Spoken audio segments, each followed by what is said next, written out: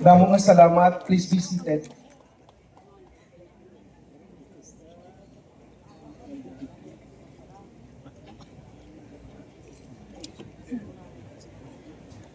To our DepEd Secretary, the Honorable Juan Edgardo Sani Manalang Angara, our highly respected Regional Director, Dr. Salustiano Jimenez, sir. Our Assistant Regional Director, Dr. Marilyn Bishao, the Chief Regional Director, Dr. Maximo Alhibe, who is giving his message, audio message tonight, to our Honorable Governor, Harris Christopher Ongchuan, the Honorable Congressman of the 1st District, Honorable Nico Raul Dasa, Honorable Congressman of the 2nd Congressional District, Edwin Marino C. Ongchuan, our esteemed Vice Governor, Attorney Clarence Dato, the President of the League of Municipalities of Northern Samar, the Honorable Dr. Maria Ana G. Abalon, ma'am. The University President, Dr. Cherry Ultra, duly represented by Dr. Kabili. Of course, our staff partners on the Division of Northern Samar, the Honorable Local Chief Executives in the 24 municipalities in the entire province. I would like to acknowledge the Honorable Katrina May Isuwan, the Mayor of Allen, duly represented by SB Member Venus Suwan. The Honorable Antonio B. De Los Reyes, Mayor of Biri, duly represented by SB Member James Dave Garcia. The Honorable Rene Celispara, the Mayor of Bobon, and akon Bugto Hapropisyon. The Honorable Isidro S. Bandal, the Mayor of Capol, duly represented by Honorable SB Member Mark Eric T. Magdarao. The Honorable Gary Laven, the Mayor of San Antonio, sir. The Honorable Joey U. Ardales, the Mayor of Victoria, duly represented by Sir Nathaniel Almedo. The Honorable Bobby Saludario, represented by Honorable Hannibal Eden Basyon, Vice Mayor. The Honorable Charlene Ongchuan, the Mayor of Lauang, represented by Honorable Elis Hermosilia, SB Member. The Honorable John Felbert Tan, Mayor of Las Navas, duly represented by SB Member Arlito Tan Jr., sir. The Honorable Ron Michael Tijano, the Mayor of Mapanas, and his better half, Ma'am Valerie. The Honorable Florencio Pawa Batula, Mayor of Palapag, represented by Dr. Heidi Evardoni, Ma'am. The Honorable Don Abalon, Board Member, 2nd District of Northern Samar, sir. The Honorable Maria Ana Abalon, the Mayor of San Roque, ma'am. And of course, Dr. Tito Cabile, Dean of Graduate Studies, representing the University President, Dr. Chiri Ultra. Christian Mauricio, our Division Federation Supreme Secondary Learner Government President. Police Lieutenant Colonel Harris Ribato of Northern Samar Police Provincial Office, sir. Our Provincial Director of the DILD, Dr. Geraldine Makilabit, represented by Sir Eduardo Diaz, sir. Sir Erickson Rosana, Deputy Commander, 803rd Infantry Brigade in the province of Northern Samar, sir. Police Colonel Alden Dugan, the Chief of Police, Katarman, Northern Samar. Sir, thank you. Father Dan Kiven Sulayaw, Johan Matthew Anacta, DFSLG President, Ma'am Aileen Diaz and her company from the Philippine Information Agency. Thank you for coming. The Honorable Conrado Avila, Mayor, San Isidro, Northern Samar, represented by Ma'am Catherine Siago. And the Honorable Owen Sherbo, the Mayor of Pambuhan, Northern Samar. Thank you for coming, sir. All others whom I may fail to mention, but we are very glad of your presence tonight. But before I get started with my message, I would like, of course, to acknowledge my co-pilots in the Division of Northern Samar, Dr. Ray Bulawan, Dr. Antonio P. De Los Reyes, the Chief of the Schools Governance and Operations Division, Dr. Noe Hermosilla, and of course, the Chief of the Curriculum Implementation Division, Selvia Villanueva, our education program supervisors, section and unit heads, public schools district supervisors, and principals in charge, school heads, everyone in attendance, friends, ladies and gentlemen, good evening.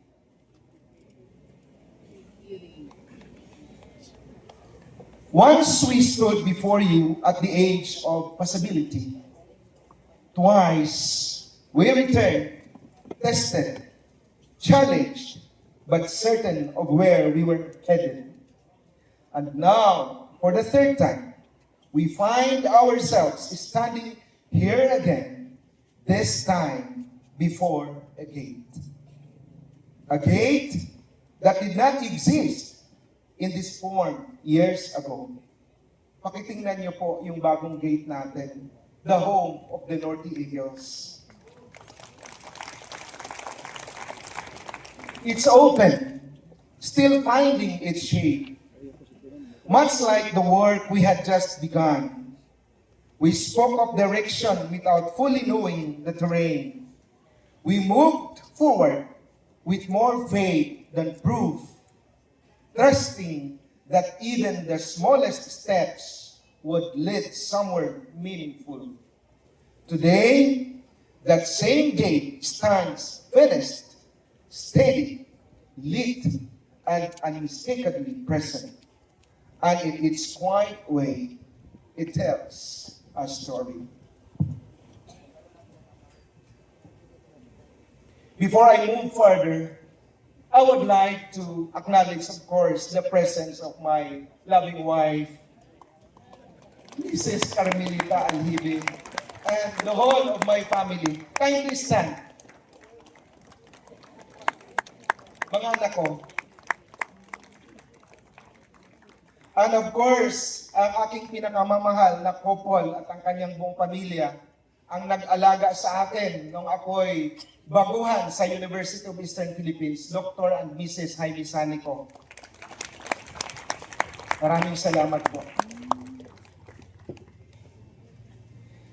There is something about a gate. You do not always notice it when you pass through. But over time, it becomes a marker, a point you return to, not because it calls attention to itself, but because it reminds you of movement, of where you once stood, and how far you've come since. This is our third time, and by now we understand that what we are building was never meant to happen all at once. It takes shape in the choices made day after day, in the work that continues even when no one is watching, in the belief that progress, no matter how quiet, still counts. Because this moment is not about arriving, it is about recognizing that we have kept moving and that the direction we choose still holds.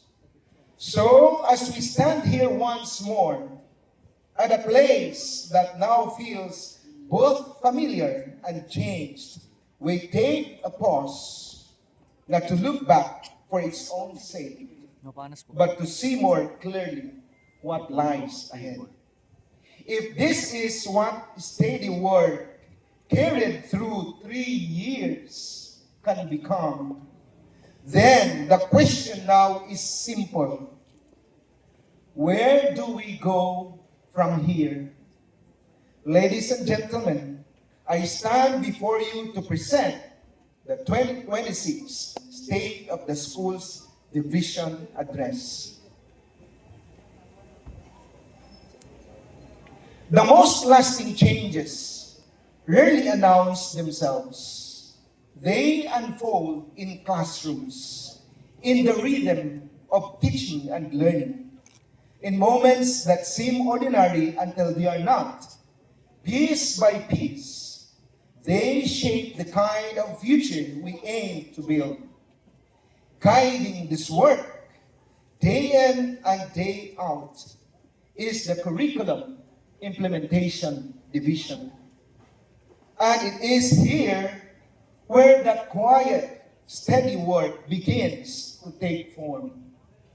Within the Curriculum Implementation Division, progress is not measured by noise, but by impact, by how learning is shaped, supported, and sustained across every classroom in the division. Over the past years, its work has not only moved forward, it has deepened, expanded, and reached further than before. At the start of the school year, more than half, 52.69% of our early grade learners were still struggling to read at the expected level. It was a difficult reality. Yet, through the collective efforts of teachers, school leaders, and partners, that number was brought down to 14.84%. Today, over 74% of our K-Stage 1 learners are now on track, moving steadily toward grade 4 readiness. This did not happen by chance. It was supported by deliberate action through the province's first literacy summit held at the Capitol Gym last November 20 of 2025, the rollout of the Academic Recovery and Accessible Learning oral program, and the training of teachers and school leaders who carried this mission into their respective schools. In light of the findings of the EDCOM 2 report, the growing concern over functional literacy among our graduates, I stand before you with both urgency and resolve. The data we have seen both nationally and within our division are deeply concerning. They are not distant statistics. They reflect the lived realities of our learners. This is not a challenge we can afford to downplay. It is a call, clear, compelling, and immediate, for us to act with greater precision, stronger accountability, and unified purpose. Within our schools, the evidence is equally sobering. Assessment results continue to show that a significant number of learners struggle with reading at their grade level, an issue that, if left unaddressed, will only widen gaps in learning and opportunity. But data, while alarming, also gives us direction. It tells us where to act, whom to prioritize, and how urgently we must respond. And so today, I affirm that in the Schools Division of Northern Samar, we are confronting this challenge head-on. Through the full implementation of Sana All Readers, strategic actions for Nortihanon schools to achieve all readers and the consistent use of different reading assessment tools, we are ensuring that every learner reading level is identified, monitored, and addressed through timely, targeted, and sustained interventions. As the school's division superintendent, I say this with clarity and conviction.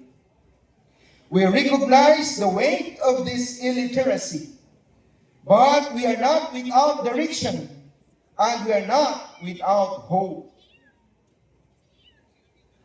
And to fulfill this responsibility, we must ensure that every learner is supported by resources that make reading possible, accessible, and meaningful. It is through these learning materials, carefully designed, contextualized, and brought into classrooms, that our commitment to literacy begins to take concrete form. Learning resources, once limited, have grown both in number and in purpose. From 13 regional self-learning modules and 11 contextualized packages in TLE to 40 additional division-developed learning resources across different areas. Each material was carefully designed, tested, and brought into actual use. Even our youngest learners were given stronger foundations with the development of contextualized mathematics maps for grades 2 and 3, ensuring that learning begins where the child truly is. And as we strengthen literacy at its core, we begin to see its impact not only in classrooms, but on larger platforms where our learners find their voice. In the Regional Schools Press Conference, the division proudly celebrates a remarkable achievement in feature writing with Silifer Princess A. Salazar of Capol Agro-Industrial School merging as champion. She is now around. Can you please stand? And her coach. This individual success is further affirmed by a collective milestone, as DepEd Northern Samar secured rank 4 among the 13 performing schools division in the elementary category, an achievement that reflects both the strength of our young writers and the growing culture of literacy we continue to build across the division. And just last Friday, April 17, 2026, Silifer Princess Salazar secured 3rd place in the National Schools Press Conference in feature writing held in Ormoc City, exemplifying descriptive precision and narrative sophistication, affirming the capacity of Nortihanong learners to achieve distinction in national journalistic discourse. Thanks to her coach, Ms. Nera O. Castillo. Please stand now. And the school head, Mr. Ryan D. Katukot. Kindly stand, Ryan. And for all the support extended to Silifer. Building on this momentum, our learners carried the same excellence onto another prestigious stage, proving that Northern Samar's strength extends across disciplines.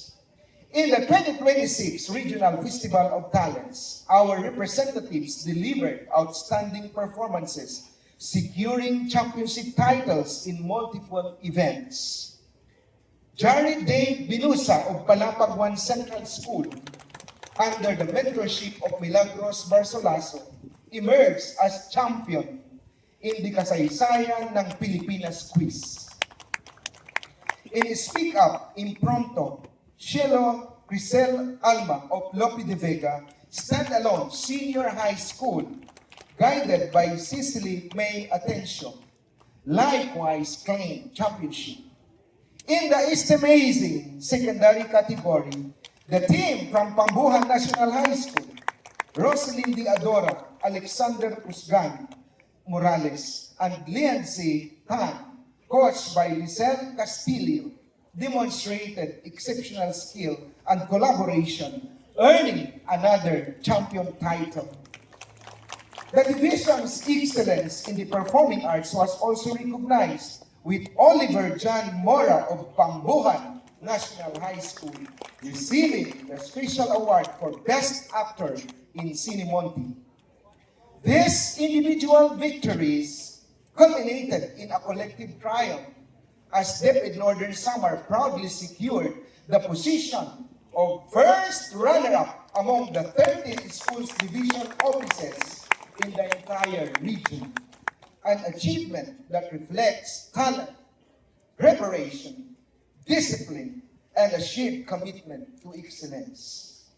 And beyond the stage of academic and talent competitions, our learners have also brought honor to the division in the field of athletics, where discipline, endurance, and determination are put to the test. In the 2026 Eastern Visayas Regional Athletic Association meet, Northern Samar delivered a remarkable performance, securing multiple gold medals across a wide range of events. In individual events, excellence was evident as Idalric Josen Digia of Makiwalo Elementary School dominated shot put, while Cleophas First Imosias, also from Makiwalo Elementary School, surged to victory in high jump. Kinan P. Dino of Rosario National High School showcased endurance in the 5,000 meter run, while Gisrel Ingalet from Lauang National Technical High School triumphed in javelin throw. Brydon Isgacoma of Don Juan F. Abalon National High School further secured victories in both long jump and triple jump. In discus throw, Arlel Rain B. Digia of Leonardo M. Amigo National High School claimed gold, while Leonard G. Bantilo of Pambuhan National High School emerged victorious in boxing.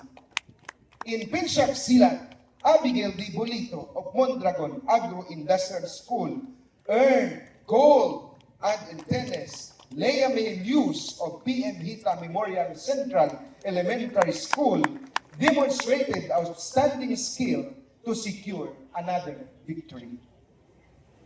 Team events were equally dominant.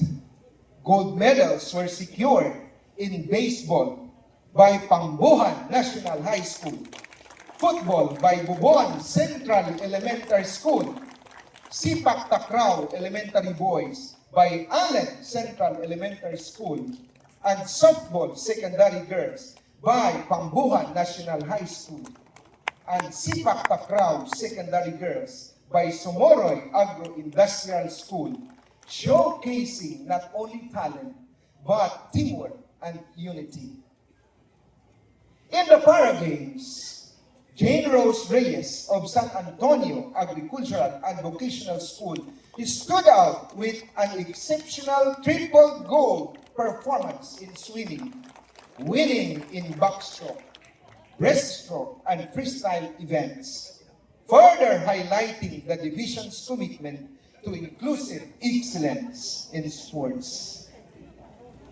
And beyond these remarkable victories on the regional stage, Northern Samar's spirit of excellence continues to shine even brighter as our learners break barriers in the national and international arena. For the school year 2025-2026, our division proudly celebrates a growing roster of gold medalists in prestigious national and international competitions, further proving that Northern Samar learners are not only champions in the field of sports, but also emerging leaders in academic and scientific excellence. At the elementary level, grade 4 learner Uriel Lynn Yabo of Asian Development Foundation College Incorporated emerged as a multi-gold achiever, bringing home gold medals from the Philippine International Mathematics and Science Olympiad, PIMSO, National Round, the FISO 2025 National Round in Digital Technology, and the Thailand International Biology and Medical Olympiad Challenge. Joining this feat, Francine Yusia Sitiko of Katarman Sped Center also secured the gold medal in the PEMSO National Round, affirming early excellence in global academic competitions. In grade 5, Johan Matthew Anakta of PM Hita Memorial Central Elementary School and Andre Claire Gatarin of Katarman Sped Center proudly earned a gold medal in the FESO 2025 National Round for Science and Little Hippo respectively, while in grade 6, Sofia Rafael Daluwatan, still of PM Hita Memorial Central Elementary School, and Rafaela Ador of Pambuhan Central Elementary School both achieved gold medals in the FISO 2025 National Round for Science, demonstrating consistent mastery in scientific disciplines at the elementary level. At the secondary level, excellence continues to expand.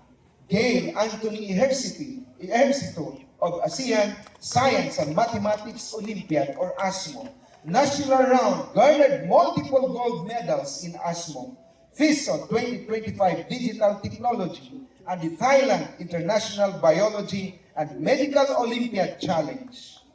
Meanwhile, Yvette Ann Ejercito of the University of Eastern Philippines Laboratory High School delivered an even more outstanding performance, securing gold medals across 4 major competitions: PIMSO National Rounds, ASMO National Round, FISO 2025 Digital Technology, and the Thailand International Biology Medical Olympiad Challenge. In grade 10, Andro Damasnos and Dwight Harnett Norchat of Katarman National High School both achieved the distinction of perfect scorer gold medalists in the ASMO National Round and scoring exceptional analytical and academic prowess at the highest level of the competition. These achievements, spanning elementary to secondary levels and reaching both national and international platforms, stand as a powerful testament to the brilliance, discipline, and global competitiveness of Northern Samar learners. Also, the division continues to open its doors wider, embracing inclusivity through strengthened special needs education programs, policy orientation on the Inclusive Education Act, and partnership with organizations such as UNICEF and Norfield and local governments. Because learning at its core must remain accessible to all. And one significant stride is the conduct of the Division Convergence of the Special Needs Education Program Implementer Com-Orientation on the provisions of Republic Act 11650, also known as the Inclusive Education Act for 2022, for the 24 municipalities in the province. There is still work to be done. Current reading assessments remind us of that, but they also remind us of something that is more important, that progress is possible and that we are already on our way. And if this past year has shown us anything, it is this. When effort is sustained, when support is shared, and when purpose remains clear, change does not simply happen, it grows. Alongside these gains, the division sustained its commitment to inclusive and second chance education through its alternative learning system programs. The basic literacy program and A&E streams continued to open doors for learners seeking to complete their education, with the 2025 A&E test posting a 61% passing rate, a reflection of both persistence and support. Across the division, 21 schools now implement alternative learning system senior high school, extending opportunities even further to learners to move forward. These efforts affirm that education in Northern Samar does not stop at the margins, it reaches them. And while we celebrate these achievements, our reading data calls us again to a deeper and more urgent reflection. Based on the Phil-Erie end of school year assessment, only 42.22% of our elementary learners are reading at grade level in Filipino, and an even lower 36.19% in English. In the secondary level, the situation becomes more concerning. Only 37.01% of learners in grades 7 to 10 are independent readers in Filipino and just 23.78% in English. These figures reveal the scale of the challenge before us. They tell us that more than half of our learners are not yet reading at the level expected of them, and that significant number struggle to read independently, especially in English. This has serious implications. When learners cannot read with comprehension, learning in all subject areas is affected. Concepts become harder to grasp. Participation declines. And over time, confidence is diminished. Left unaddressed, this gap widens as learners move through the system.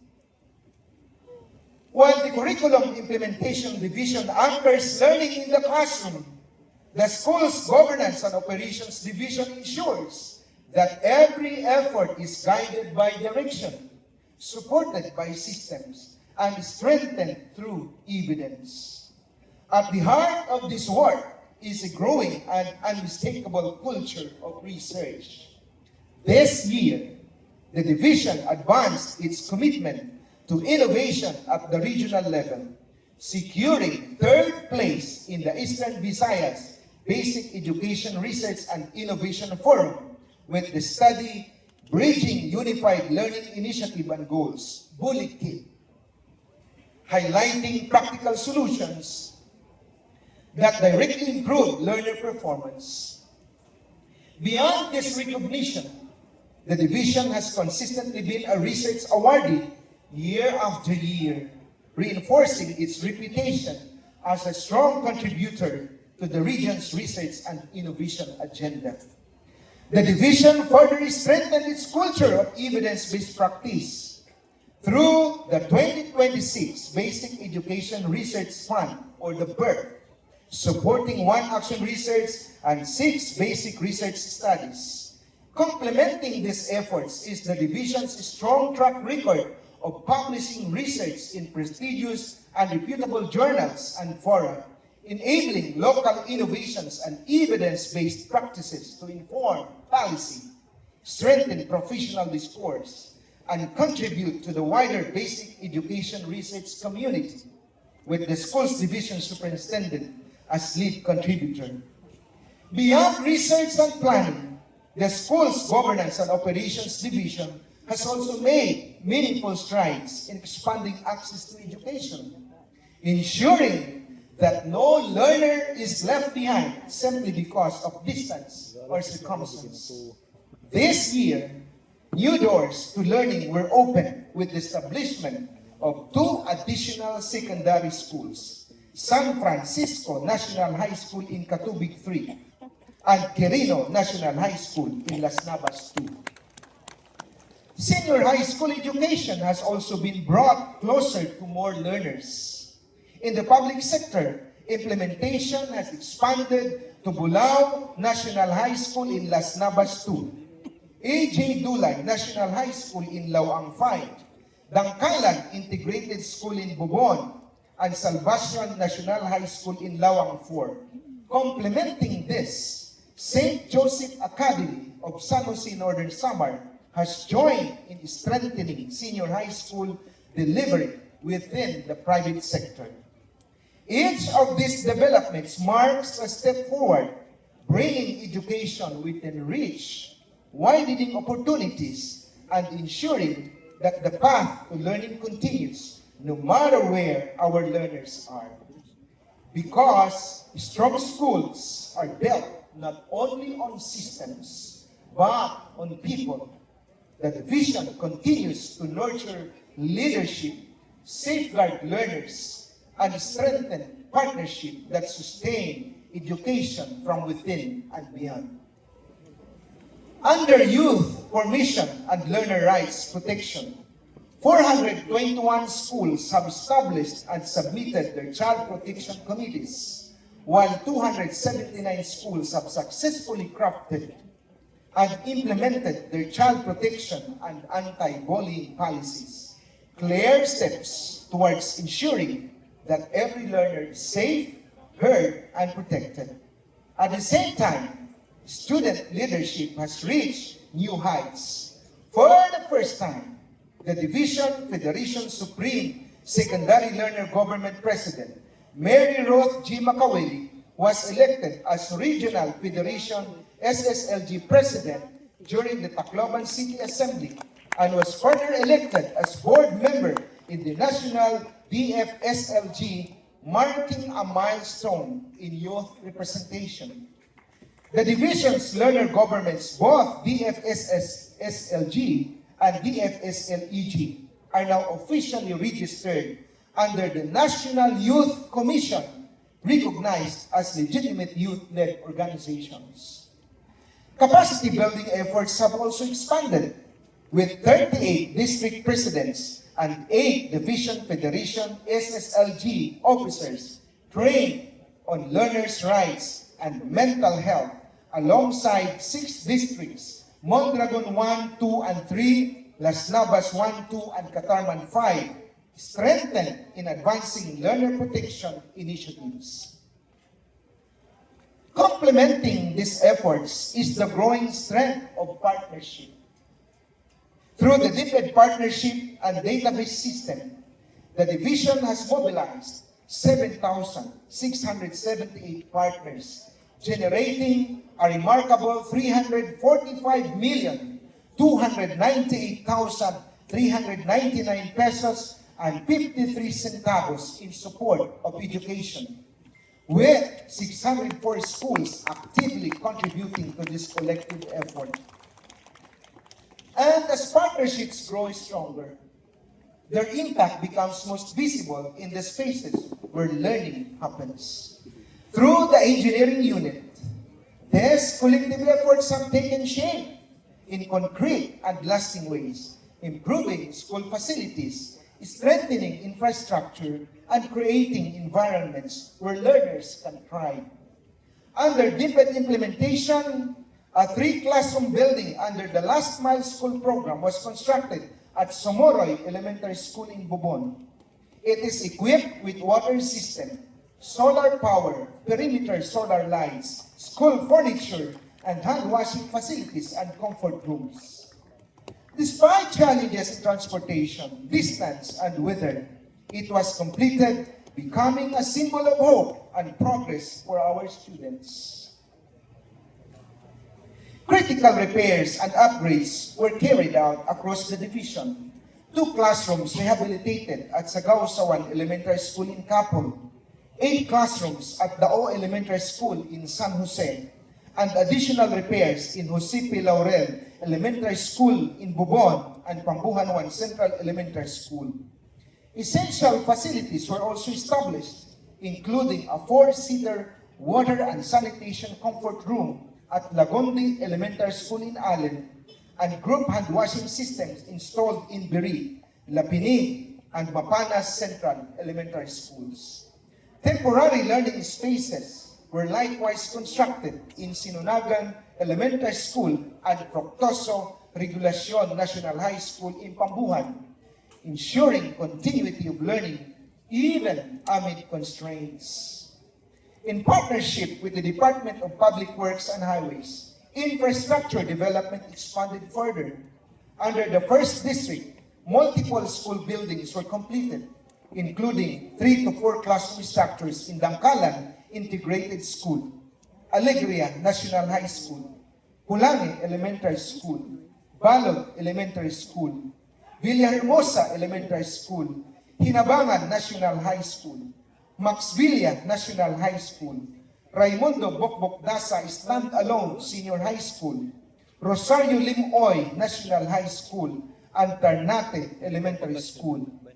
Meanwhile, in the second district, additional 3 to 4 classroom buildings rose in La Perla National High School, Mabini Elementary School, Bukid National High School, Magsaysay National High School, Simura Elementary School, Selvino Lubos Central Elementary School, Alang-Alang Elementary School, Quirino Elementary School, San Isidro 1 Elementary School, Canhumagal National High School, and Oleras National High School, further expanding capacity across key areas. Looking ahead, the division continues to plan with purpose. A total of 44 new classroom construction proposals have been put forward. 23 in the first district and 21 in the second, alongside 33 proposals for repair and rehabilitation and 41 requests for school furniture to better support learners.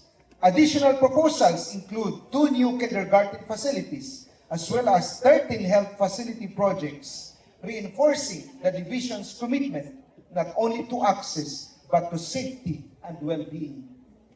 As we build stronger schools and better learning spaces, we are reminded that education cannot thrive without well-being at its core.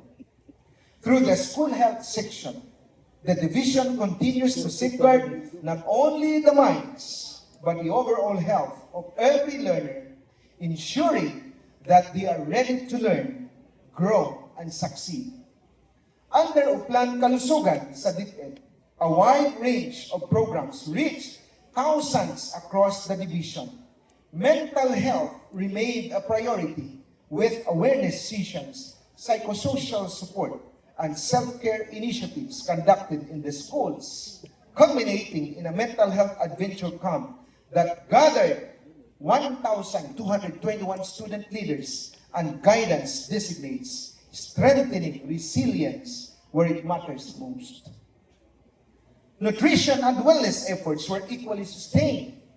The school-based feeding program, with a budget of 78,893,071 pesos, was implemented in 520 elementary schools, benefiting 25,816 learners from kindergarten to grades 1 and 6 who are severely wasted. Beyond daily feeding, learners receive nutritious food commodities including Nutribanks, Nutri-Cookies, high-protein crackers, milk, and wafer, alongside warming and vitamin supplementation, ensuring that support goes beyond the plate. In promoting safe and healthy environments, the WINS, Water, Sanitation, and Hygiene Schools program recorded notable progress, with 10 schools achieving the 3-star rating,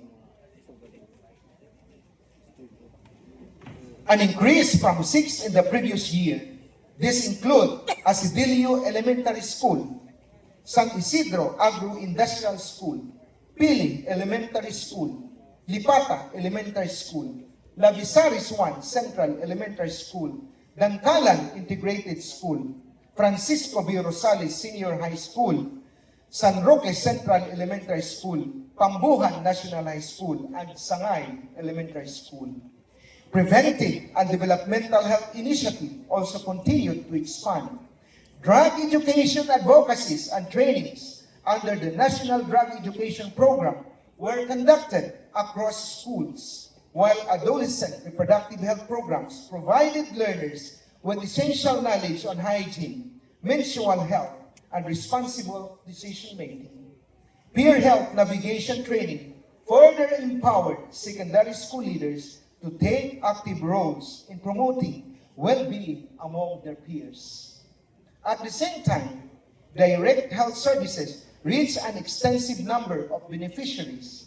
A total of 76,217 learners underwent physical examinations, including 5,706 identified as requiring further attention. Oral health services covered 32,328 learners with 3,833 tooth extractions performed. Laboratory screenings for blood sugar, uric acid, and cholesterol will also extended to teaching and non-teaching personnel.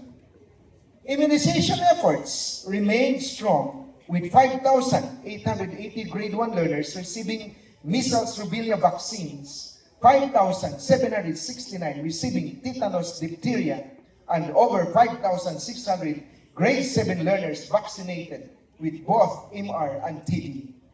Additionally, 5,113 grade 4 female learners were given human papilloma vaccines, strengthening long-term protection against preventable diseases. Routine screenings for height, weight, vision, and hearing were likewise conducted to ensure early detection and intervention. Further strengthening these efforts, the Healthy Learning Institution initiated expanded significantly, growing from 30 pilot schools in the previous year to 130 last-mile elementary school recipients for the school year 2025-2026, reaching more communities that need it most. 2 of the 4 schools in the region that are provisionally certified as healthy learning schools at the national level come from this division, that of Gonzaga Elementary School of Victoria and New Rizal Elementary School of Katarman. This is after passing the on-site evaluation, assessment, and validation. Taken together, these efforts reflect a division that understands a simple truth. Learning is strongest when learners are healthy, safe, and supported inside and beyond the classroom. As schools division superintendent, I speak also not only with authority, but with deep concern and a profound sense of responsibility for the welfare of every learner under our care. Let me take this opportunity to present the findings of the adolescent health study in the division of Northern Samar, which uncovers a reality that we can neither soften nor set aside. Out of 30,226 secondary school learners surveyed, 14.10 or 4,262 of our young people have reported attempting suicide. This is a clear and urgent signal that many of our learners are facing struggles far heavier than what is visible within the four walls of our classrooms. What makes this even more alarming is the profile of those affected. These are learners in their most formative years, largely between ages of 14 to 16, navigating complexities of adolescence while quietly carrying emotional and psychological burdens. A significant number come from urban communities, and more than half are beneficiaries of social support programs, revealing that mental health challenges cut across environments that are often intertwined with socioeconomic realities. These findings compel us to confront a difficult truth. Access to education alone does not guarantee a sense of safety, belonging, or well-being. We must understand that behind every reported attempt is a story of silence, of distress, and of a call for help that may not have been heard in time. And for every learner who has come forward, there may be others who continue to struggle in silence. This is what makes the situation not only serious, but deeply urgent. As a division, We have always taken pride our achievements in academics, in athletics, and in the many victories that bring honor to Northern Samar. But this moment calls us to look beyond our accomplishments and reflect on a more fundamental question. Are we truly reaching our learners in the ways that matter most? Are we creating environments where they feel safe, supported, and understood? This is a shared responsibility. Our school heads must strengthen systems of care and ensure that schools are not only centers for learning or of learning, but also spaces of protection and compassion. Our teachers must remain vigilant, not only in delivering instruction, but in recognizing signs of distress and responding with empathy. Our parents and communities must work hand in hand with our schools to nurture open communication and emotional support for our children. We cannot afford to treat this as a peripheral concern. The well-being of our learners must stand at the very core of our mission, because education is not only about shaping minds, it is about safeguarding lives.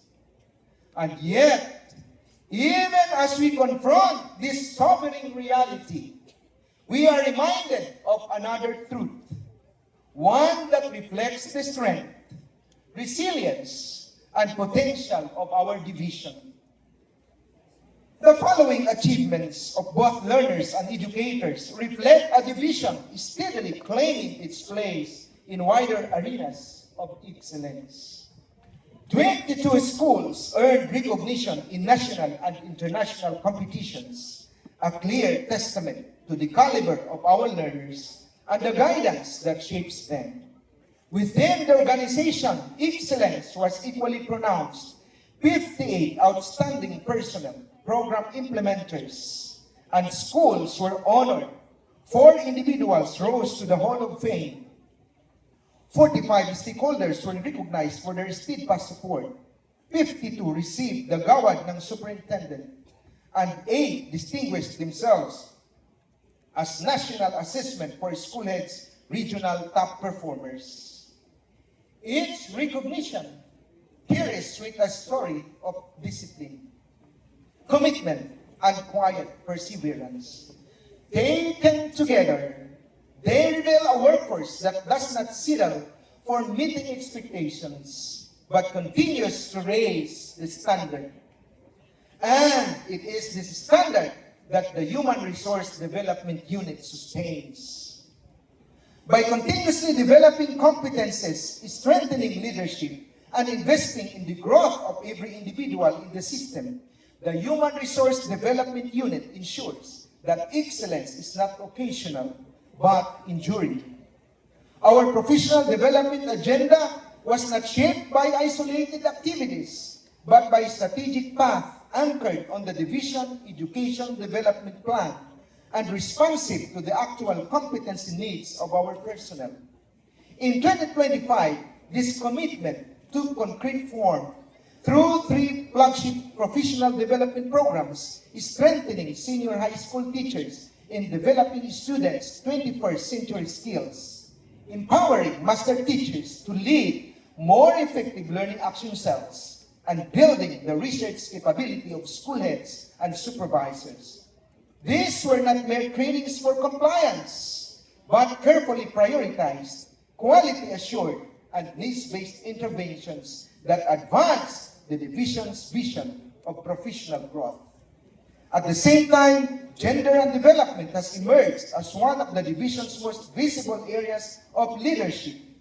DepEd Northern Samar has been in the limelight across the region for its GAD implementation, marked by a historic regional recognition for the best research on gender and development, and strengthened further by another gender and development study that has recently been announced for basic education research funding.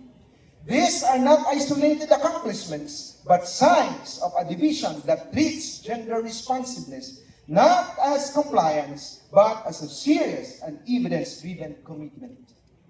I commend the Human Resource Development section for spearheading the conduct of the following activities: induction program for beginning teachers, training of teachers on the revised K-10 curriculum, phase 2 for grades 2, 3, 5, and 8, division capability building for senior high school teachers on approaches in developing student 21st century skills, strategic learning action cell management for master teachers, division training of trainers, of assessors on the expanded career progression system for teachers, capacity building workshop on the implementation and quality assurance of school-led professional development programs for school year 2025-2026, finalization and quality assurance of resource packages for the implementation of school-led professional development programs for school year 2025-2026, capacity building on basic research for supervisors and school heads, phase 1, capacity building on basic research for supervisors and school heads, phase 2, and Gender and Development 2025 Gender and Development Summit, screening of the division pool of learning facilitators, school annual learning and development plan submission and consolidation, and workshop for development of resource packages for school or cluster inset. And so, as we look ahead, the direction is clear. The division is not only sustaining the gains of its flagship programs, it is building a stronger professional development culture, one that is standards-based, research-informed, gender-responsive, and firmly aligned with the future we want for our schools. The Disaster Risk Reduction and Management Unit has long served as the backbone of safety management in the division, implementing trainings and initiatives aimed at capacitating the learners and those who work behind DepEd Northern Samar to strengthen disaster preparedness and response skills and securing learners' welfare. Significant activities including capacity building on basic incident command system for DepEd personnel, standard first aid and basic life support with automatic external defibrillator, among others, were conducted. The provision of DRRM equipment and EduCajon to selected schools were also conducted to ensure availability of essential response and learning resources during emergencies. Our educational workforce also continues to be strengthened, as doing so shall yield more positive educational outcomes that our division direly needs. As your servant, we are able to fill up various positions following the one-stop shop process and the rationalized deployment of teachers to address teachers' excess and shortage with transparency and accountability within a span of almost 1 year, from April 1, 2025 to March 9 of 2026. The division has undergone a remarkable transformation in its human resource movement. Across elementary, junior high school, senior high school, and implementing units, a total of 421 personnel were promoted. 402 were newly hired, and an unprecedented 662 personnel were reclassified, a clear testament to an active, evolving, and highly responsive education workforce. At the elementary level, the largest share of movement was recorded, with 262 promotions, 248 newly hired personnel, and 337 reclassification. In the junior high school level, the division recorded 58 promotions, 63 newly hired personnel, and a remarkable 325 reclassification, signaling continued strengthening and realignment of roles to better support instructional and operational excellence. My warm salute and appreciation to our HRM PSB, duly headed by our assistant superintendents.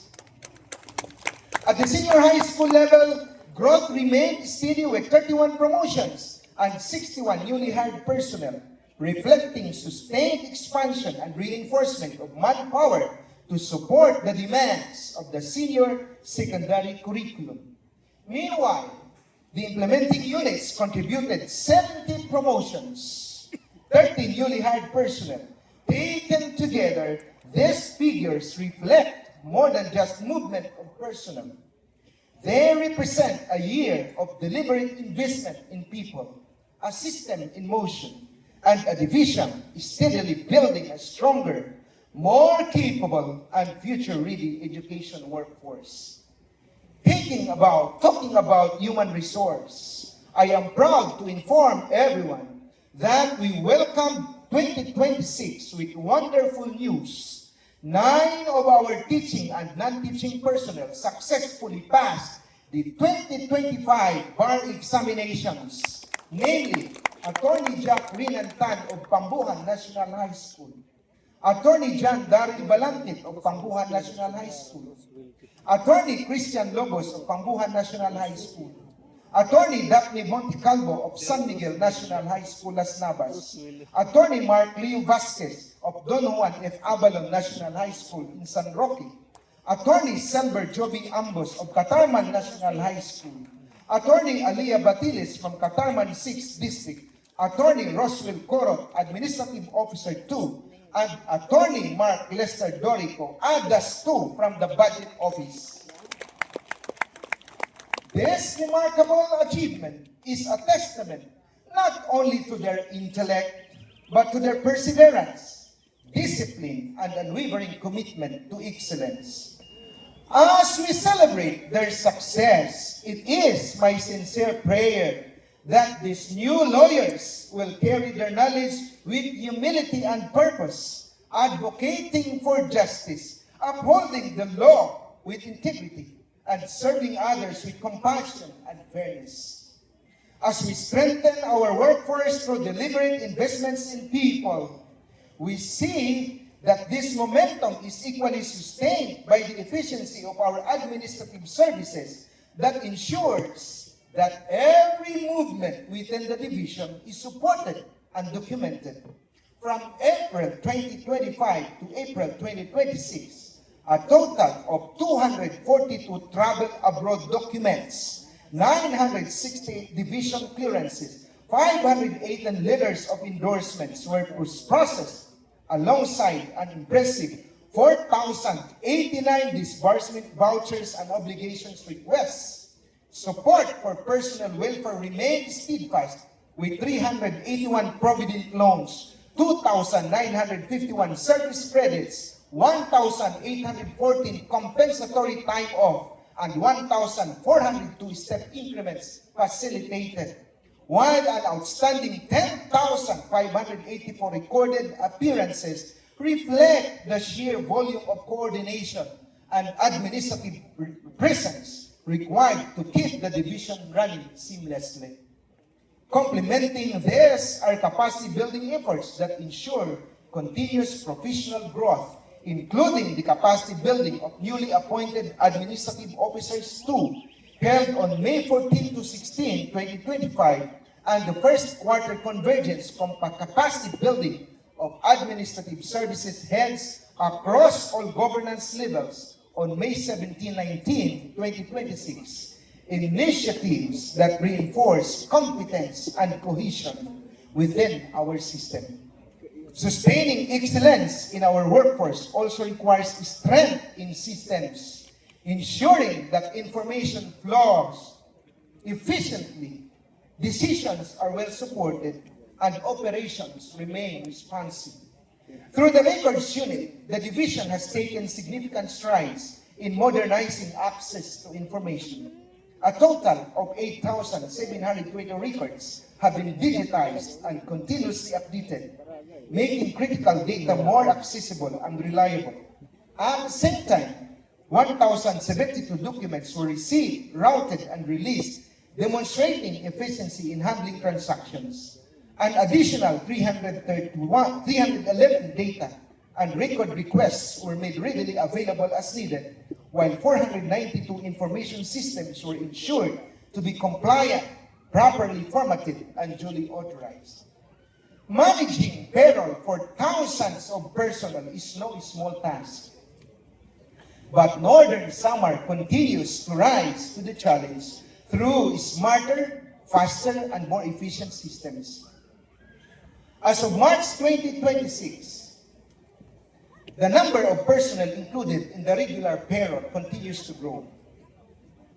5,835 elementary personnel, 1,565 junior high school personnel, 1,060 senior high school personnel. Innovation has played a key role in these improvements, beginning in November 2024 and continuing up to the present day. The payroll team introduced and implemented a fully automated tax deduction process, eliminating the need for manual data entry and significantly streamlining payroll operations. To further strengthen payroll accuracy, efficiency, and timeliness, a new printing machine was acquired in December of 2025 to support the increasing demands of payroll processing. The personnel of the Payroll Services Unit remain committed to providing excellent service, assisting clients with utmost diligence, professionalism, and sincerity. Behind every program delivered and every milestone achieved is a system that ensures resources are not only available, but are used wisely, responsibly, and purposefully. For the calendar year 2025, the Schools Division of Northern Samar recorded an impressive 98.83% fund utilization rate with 7,352,350,348 pesos and 23 centavos effectively obligated. This reflects a division that does not allow resources to remain idle, but ensures that every allocation is translated into action. In terms of disbursement, a strong 97% rate was achieved, with 7,123,323,124 pesos and 32 centavos successfully released, demonstrating both efficiency and timeliness in financial management. These figures speak of discipline, precision, and accountability. And at the core of this performance is the work of the budget unit, carefully planning, monitoring, and aligning resources to ensure that every peso supports the division's priorities and drives meaningful outcomes. As the division strengthens its financial system and ensures transparency in the use of resources, it also continues to embrace innovation, leveraging technology to make services more accessible, efficient, and responsive. The Information and Communication Unit advances in digital transformation through the development of the Information and Communications Technology Technical Assistance Portal, or ICTAP, a comprehensive web-based platform that modernizes information and communications technology service delivery in the division. Moving away from walk-in and paper-based processes, ICTAP enables paperless recording, real-time monitoring, automated reporting, and systematic evaluation of service requests. Building on this momentum, the Information Technology Office has taken the lead in transforming how services are delivered and experienced. Systems have been developed not just to digitize processes, but to improve them. A customer satisfaction measurement monitoring system, the CSM, now streamlines feedback management, ensuring that concerns are heard and addressed more efficiently. We also institutionalized the QR code certificate system for all our training certificates. This is aimed at verifying authenticity while ensuring the integrity of training and learning and development programs across government levels. Furthermore, the successful implementation of the Integrated Notices Publication Interface, INPI website, marks a significant step forward in promoting transparency and accessibility in procurement processes, across the division.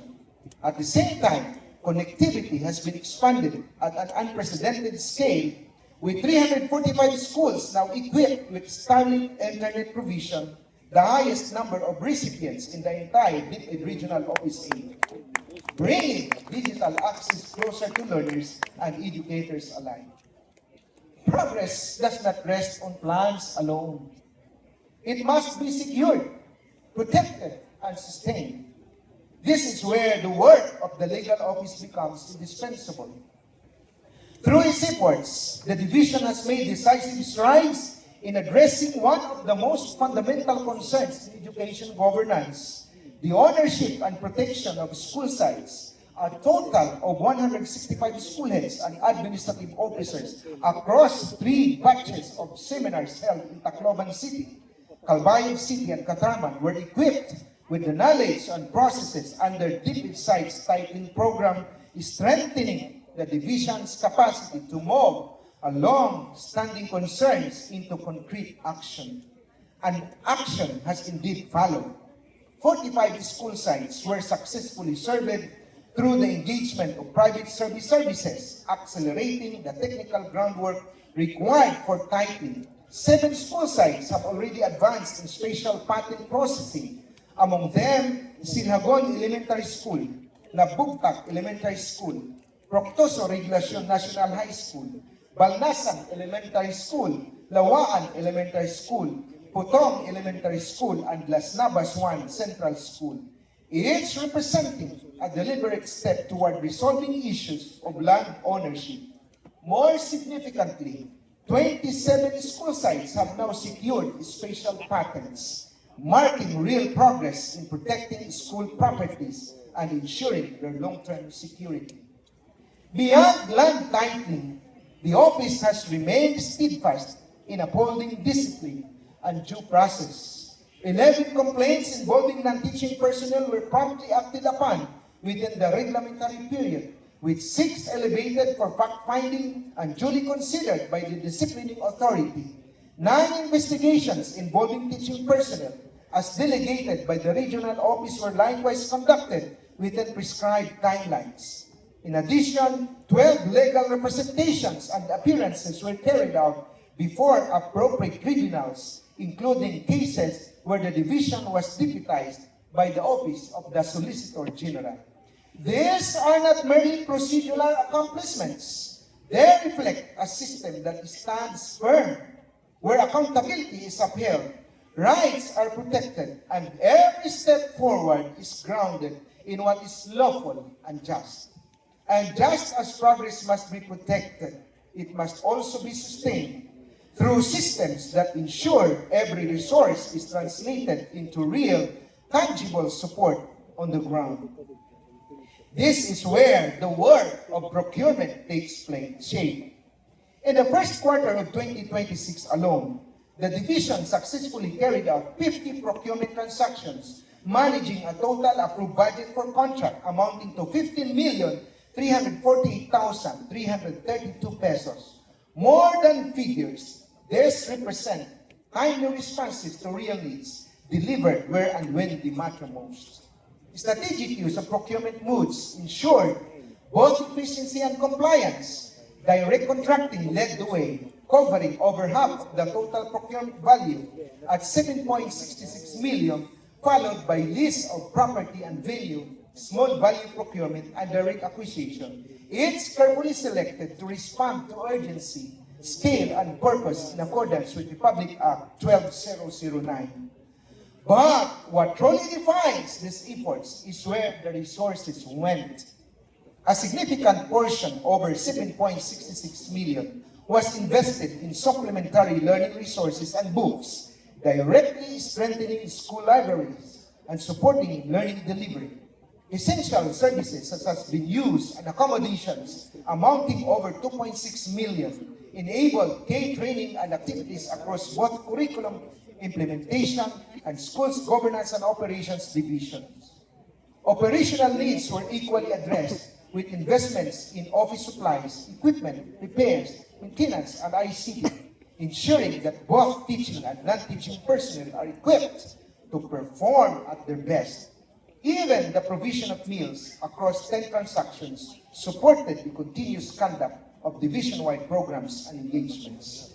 Behind these numbers is a system that works with intention, guided by Republic Act 12009 and its internal rules and regulations. Strategic procurement planning through the use of the modernized Government Electronic Procurement System, or INGEPS, timely submission of the 2026 Annual Procurement Plan and the 2026 Procurement Planning Management Plan per unit is strengthened by market scoping and anchored on transparency and accountability. The result is clear: procurement that is not only compliant but responsive, not only efficient but impactful.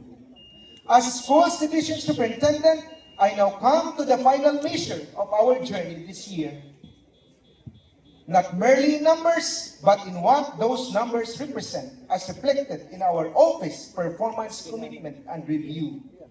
The OPCR results for this year affirm that division has not only met its targets, but has, in many key areas, exceeded expectations across the major key result areas, ranging from access, quality, and governance to human resource development and stakeholder engagement. The division demonstrated a level of performance that is both consistent and commendable. The overall rating of 4.910, outstanding, reflects a high level of effectiveness and efficiency, indicating that programs were not only implemented as planned, but delivered with impact, timeliness, and accountability. Not only that, as a career executive service officer and the former OIC Regional Director, Dr. Ronelo Altifermo, rated yours truly with an outstanding rating of 4.93, a performance that represents an extraordinary level of achievement and commitment in terms of quality of time, skills and knowledge, ingenuity, creativity, and initiative.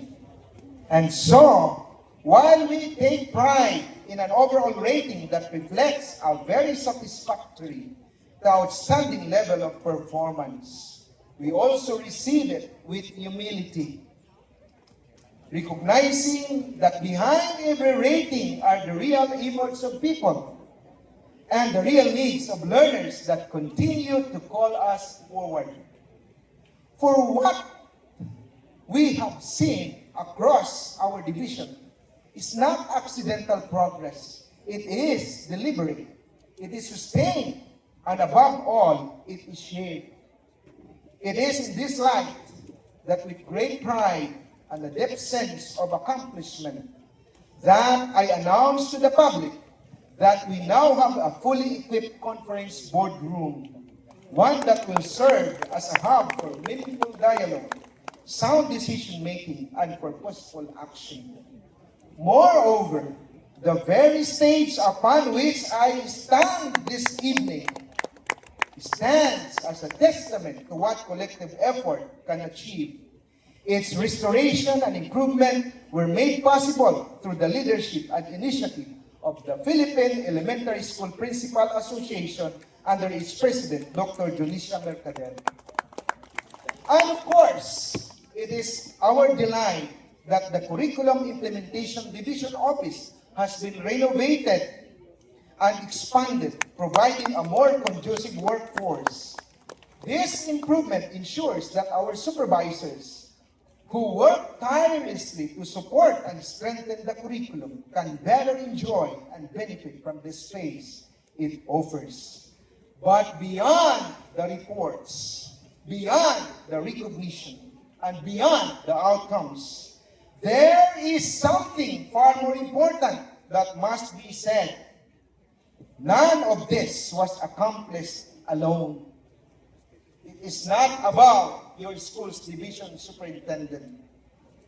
These gains belong to our school heads. Can you please stand, all school heads?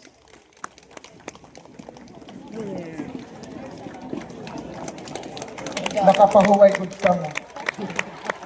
who carried the weight of leadership in their respective stations, making decisions daily, often quietly, but always with best interest of their learners in mind. Please be seated. Thank you. May I call on all of our students to please stand.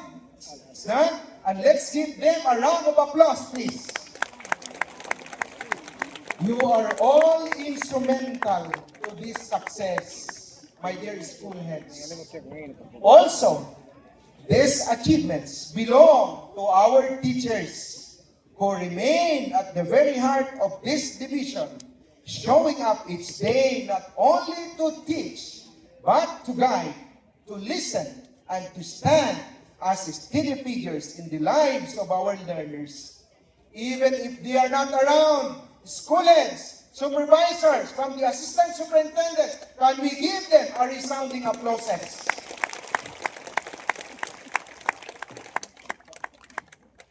They belong to our non-teaching personnel, whose work is often unseen, but without whom our school would not have functioned as they should. Those who keep our systems running, our records in order, and our environments ready for learning. Can you please stand, all non-teaching personnel of the division? Pwede ba tumayo lahat ng mga non-teaching personnel natin? Hanggang sa admin, hanggang sa ating mga security guards. Pwede ba palakpakan po natin sila?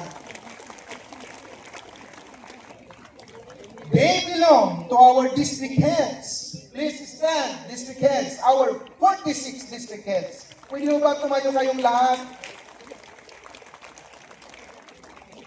Program implementers, coordinators, unit, section, and division heads. Our division heads, please stand for recognition.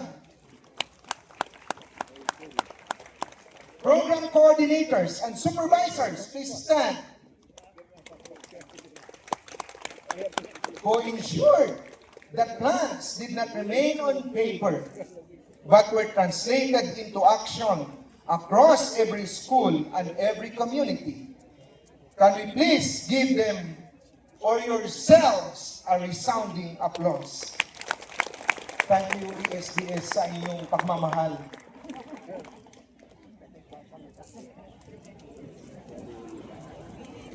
Thank you po. They belong to our stakeholders, our parents, our partners, and our 24 local government units through the local chief executives. Lahat po kayo, pwede pakitayo naman ng mga stakeholders natin, please, na nandito po sa ngayon. Palakpakan natin sila ng pinakamalakas. Isa pa po pinakamalakas. Maraming salamat po. Who believe in our direction and choose to walk alongside us, offering their support, trust, and shared accountability. It is at this point that we extend our sincere appreciation to the Honorable Governor of the Province of Northern Samar, Honorable Harris Christopher Ongchuan, for the steadfast support extended to DepEd Northern Samar and the Provincial Local School Board. Pwede pong palakpakan natin sila. Napakataas ng level of support we are getting from our provincial government. And I would like also to acknowledge our Provincial Vice Governor Clarence Dato for the outstanding support he is providing to DepEd Northern Samar Division. And again, to our congressmen of the 1st and 2nd District of Northern Samar, the Honorable Nico Dasa, palakpakan natin po, and the Honorable Edwin Marino Ongchuan of the 2nd District of Northern Samar. The Special Education Fund provided by the provincial government has been vital in advancing our programs, initiatives, enabling us to deliver better services to our learners and communities. It continues to inspire for us to work harder, strive further, and serve with greater commitment. With your leadership, our dear Governor, and the collective efforts of our local chief executives, Northern Samar is steadily moving forward, meaningful progress and sustainable development. One community, one school, and one learner at a time. May I ask everyone to give a resounding applause to the provincial and local government leaders of the province of Northern Samar. Also, our success in the division belongs even to those in most humble roles. Those who open the gates in the morning, who remain our spaces, who ensure that each day begins and ends with order and care. This time, can we give a round of applause to our utility workers? With mga malakas, our security guards, our casual and job order employees, of course, our drivers. You deserve, ma'am and sir, my snappiest salute. Damo nga salamat, and beknown to many, some of our blue-collar employees stood at the heart of this gate. I saw it myself, their effort, their toil, beneath the scorching heat of the sun. They labored on, all for our beloved Northern Samar. This is what our story and data reveal when we look at it closely. Not just accomplishments, but alignment. Not just success, but collective effort. Not just movement, but meaning. And so, as we return to where we began, to what that image of the gate, we now see it more clearly. It is a witness to the work we have done, a witness to the days we choose to continue, even when progress felt slow, a witness to the belief that what we are building quietly, steadily, together matters. And now, as we stand before it for the third time, we understand something we did not fully grasp before. A gate is not meant to keep us in place. It is meant to open, to lead us forward, to remind us that while we have come far, there is still more that lies ahead. Not as a burden, but as a responsibility we are now ready to carry. So, where do we go from here? We move forward, not as individuals, but as one division. We move forward, not only to achieve, but to sustain. We move forward, not only to lead, but to serve. And as we step beyond that gate, we do so with clarity, with purpose, and with a deeper understanding that of what it truly means to build something that lasts. Because in the end, this is not just the story of a year. It is the story of who we are becoming. I am your servant, the steward of DepEd Northern Samar, Gaudencio John C. Alivi Jr., and this is the 2026 State of the Schools Division Address. Padayon sa paglupad, mga higugma kong Anortihanon, to God in the highest glory.